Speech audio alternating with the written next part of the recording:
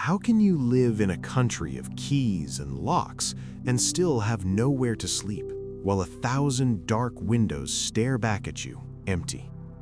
Walk with me through a major American city at night, past a man curled under a freeway ramp, past a mother counting coins by the glow of a gas station sign, past a shelter line that moves like a slow confession.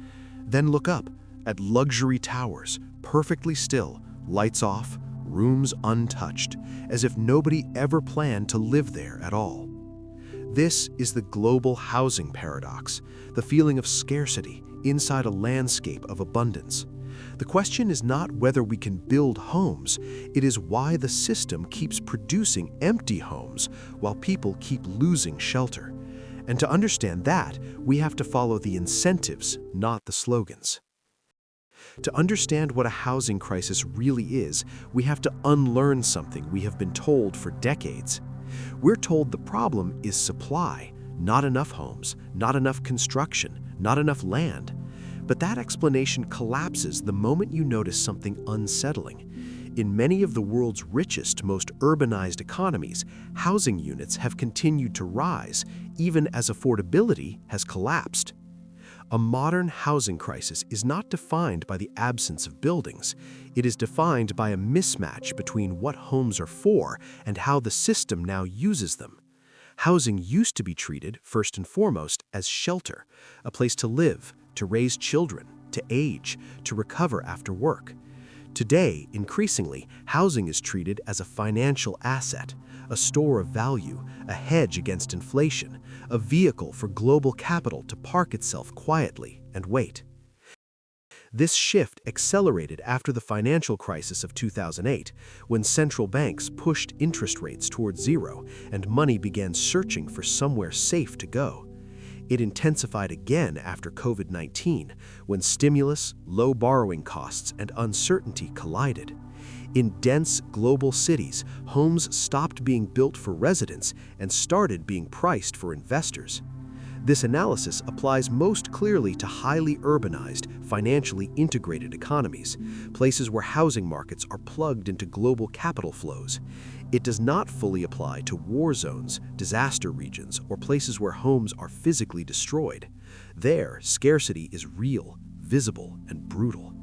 But in cities where cranes still rise and vacancy quietly grows, the crisis is not about whether shelter exists, it is about who the system is designed to shelter and who it is quietly willing to leave outside. After the financial crisis of 2008, housing quietly crossed a line. What had once been primarily a place to live became more and more a place to park capital. In the years that followed the collapse of global credit markets, central banks pushed interest rates towards zero. Some went even further. Money was made cheap on purpose to restart growth, stabilize banks, and prevent another depression. But cheap money has consequences. When savings earn almost nothing, capital does what it has always done. It looks for safety, it looks for yield, and it looks for assets that governments will not allow to fail. Housing fit that role perfectly. Apartments in major cities began to resemble financial instruments, not because families suddenly needed more homes, but because global investors needed somewhere stable to put trillions of newly created dollars. Pension funds, sovereign wealth funds, insurance companies, and high-net-worth individuals increasingly treated real estate as a defensive asset. Concrete and land felt safer than paper promises. This shift was not driven by ideology, it was driven by incentives. Low interest rates reduced borrowing costs. Rising prices rewarded early buyers. Expectations hardened into belief.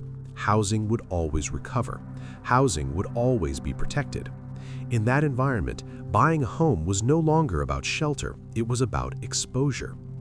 Cross-border capital flows into real estate expanded sharply in the decade after 2008, according to trends observed by international financial institutions, though exact figures vary by methodology and require careful verification from sources such as the Bank for International Settlements and the International Monetary Fund. What matters more than the precise number is the direction. Money moved globally, but land did not. Capital piled into the same cities, the same neighborhoods, the same assets. And here is the crucial shift. When housing becomes an investment first, vacancy stops being a problem. A dark apartment can still be profitable.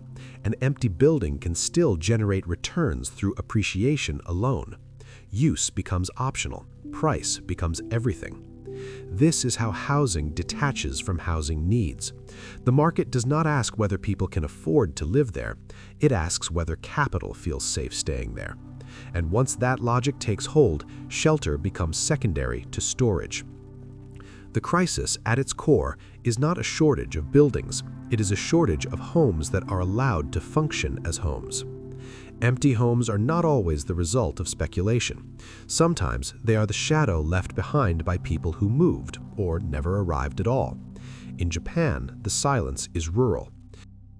Drive through mountain towns an hour from Tokyo, and you will see houses slowly dissolving into the landscape.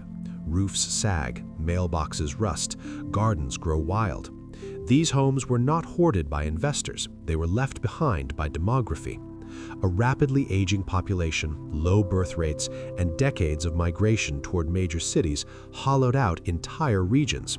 Children left for work, parents stayed, then nobody stayed at all. The buildings remained, but the social ecosystem that once gave them value vanished. China tells a very different story, louder, faster, and far more deliberate. Over the last 2 decades, urbanization became an economic engine. Local governments relied on land development to drive growth. Entire districts were planned, financed, and built in advance of demand.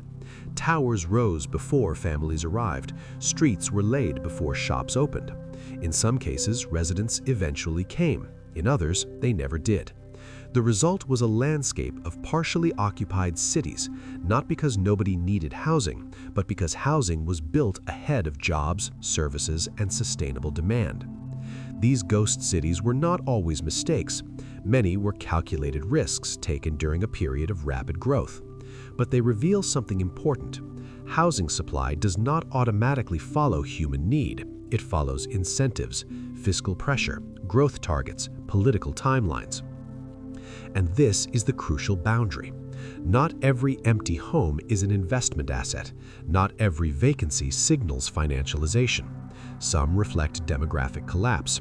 Others reflect planning errors. Others still reflect transitions that never fully completed.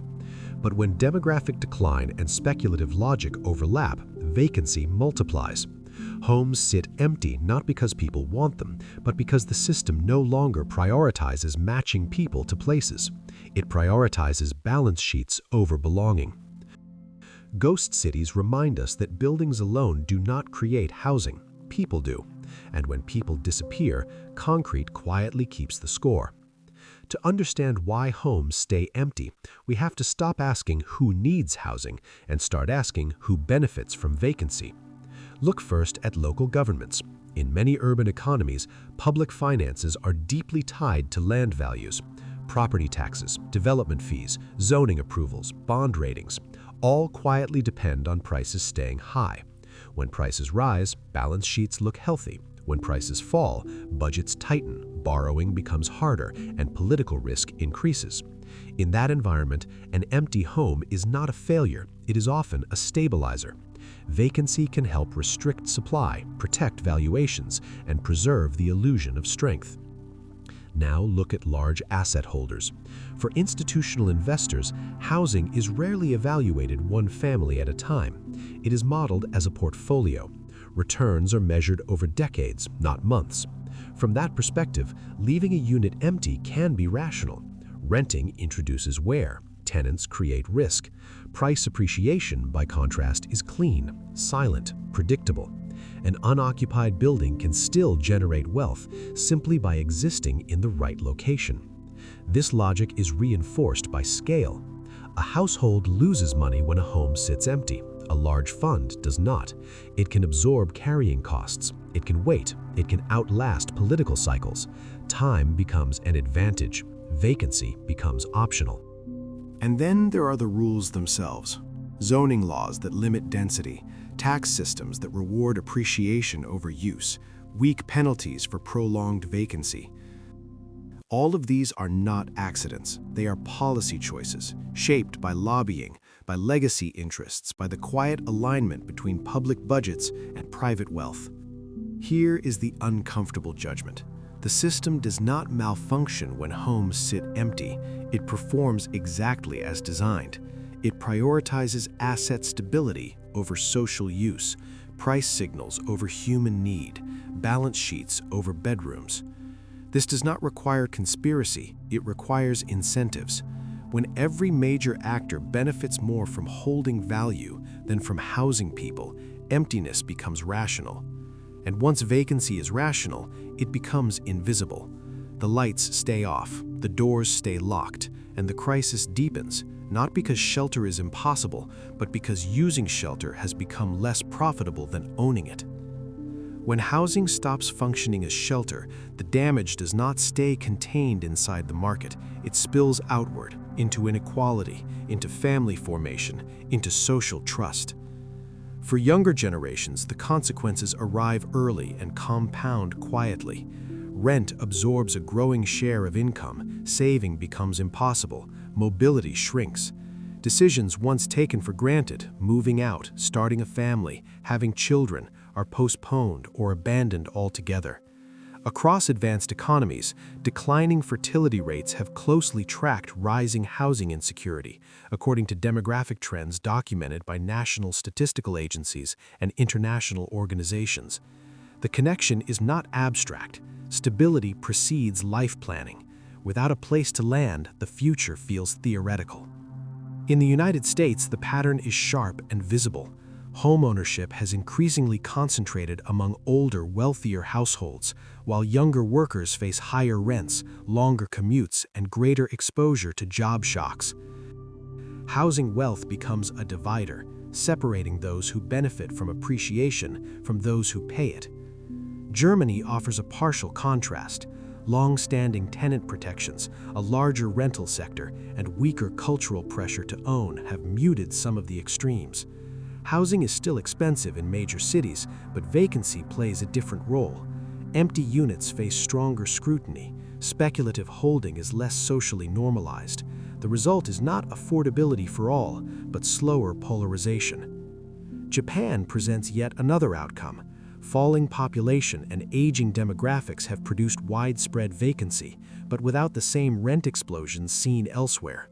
Prices in many regions stagnate or decline. Housing loses its aura as a guaranteed investment. But this stability comes at a cost: shrinking communities, empty towns, and a labor force under strain. These comparisons matter, but they have limits. Institutions differ, culture matters, legal frameworks shape behavior. No single model transfers cleanly from one country to another.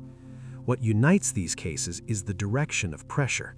When housing systems prioritize asset preservation over human use, inequality deepens, trust erodes, and societies grow brittle. The crisis is not only about where people sleep, it is about whether the next generation believes there is a place for them at all. There is no single lever that fixes a housing system like this, because the problem was never created by a single decision. It is the product of choices layered over decades. Some governments have begun to experiment. Vacancy taxes, designed to make empty homes costly rather than convenient.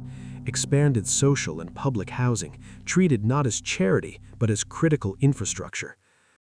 Planning reforms that prioritize use over speculation. None of these are silver bullets. Each carries trade-offs. Each creates winners and losers. From here, three futures begin to emerge. In a reform-driven path, vacancy is penalized, supply is redirected toward living, not storage, and housing slowly reconnects with wages and demographics. Prices stabilize, inequality stops accelerating, trust begins to rebuild. In a partial reform path, policies exist, but are weak, fragmented, and politically fragile. Vacancy declines at the margins, prices pause, then resume climbing. The crisis softens but never disappears. And in the status quo path, nothing truly changes. Homes remain assets first. Young people adapt downward. Families delay. Social pressure builds beneath a calm surface until it breaks somewhere else. The future of housing is not a technical puzzle, it is a moral and political choice. The question is not what is possible, it is what societies are willing to prioritize, shelter or storage. Housing is never just about walls and roofs, it is a mirror. It reflects what a society chooses to protect and who it is willing to leave exposed. When homes are treated primarily as financial instruments, stability becomes conditional, belonging becomes negotiable. The market does not ask who needs shelter, it asks what produces the highest return. And slowly, almost invisibly, the foundation of social trust begins to crack. This story is not about villains, it is about systems, about incentives that reward holding more than helping, about choices made quietly, year after year. In the next 7 days, pause and look around your own city. Count the dark windows, ask who they serve, ask what kind of economy you are living inside of, and decide deliberately whether markets should serve people or whether people are expected to serve the market.